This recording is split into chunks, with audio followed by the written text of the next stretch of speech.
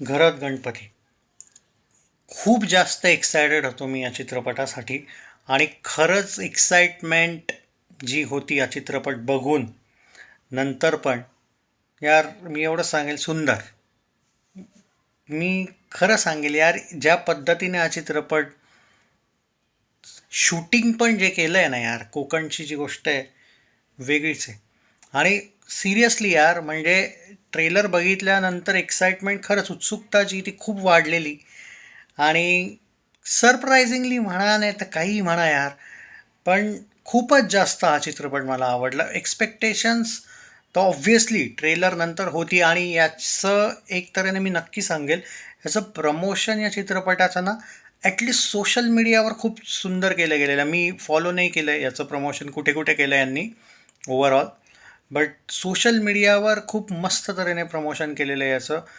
Video quality पण या चित्रपटाची आणि मी एवढं सांगेल यार चांगला म्हणजे ठीकठाक बजेट आहे यार, यात वाद नाही. डेफिनेटली कळून जातं आणि ज्या पद्धतीने ते कुटुंब दाखवलं आहे यार एकदम तुम्ही रिलेट करता रे, एकदम मजा येते. आणि म्हणजे ते म्हणतो ना की आपण यार असं वाटतं की आपण जगतोय तो चित्रपट म्हणजे आपण त्या फॅमिली त्या वाड्यामध्ये म्हणजे ज्या पद्धतीने हे शूट केलं गेलेलं मी खूपच रेअरली या टाईपचा एक्सपिरियन्स येतो यार मला. बॉलिवूडकडून तर सोडूनच द्या पण बाकी इट्स लाईक यार मी तर मिरॅकल हा वर्डही थोडासा जास्त वाटेल असं वाटेल मी एक्स्ट्रा काही कौतुक करतोय का, पण असं नाही आहे यार. एकदम सुंदर अभिनय आहे त्या दोघांचाच नाही रे, इनफॅक्ट पूर्ण फॅमिलीचं काम एकदम सुंदर आहे.